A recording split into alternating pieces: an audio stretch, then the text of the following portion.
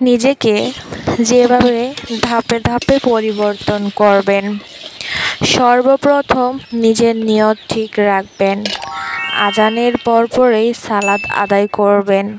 প্রত্যেকবার ওযুর পর কালেমায়ে শাহাদাত পাঠ করবেন। ধীরে ধীরে নামাজ আদায় করবেন। নামাজ শেষে জিকির পড়বেন।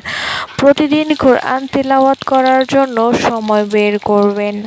বিসমিল্লাহ বলে কাজ শুরু করবেন। নাটক, সিনেমা, গান থেকে ধীরে ধীরে দূরে সরে আসুন। সবার সাথে সালাম বিনিময় করুন। আপনার বন্ধু-বান্ধবীদের দিনের দাওয়াত দিন। নিজের রাগকে নিয়ন্ত্রণ করতে শিখুন। হিংসা, গীবত, অহংকার থেকে বেঁচে থাকুন। ঘুমানোর আগে প্রতিদিন সূরা মুলক পাঠ করুন।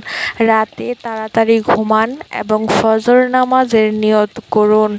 বেশি বেশি দোয়া পাঠ করুন। ইস্তেগফার ও দুরূদ শরীফ পাঠ করুন।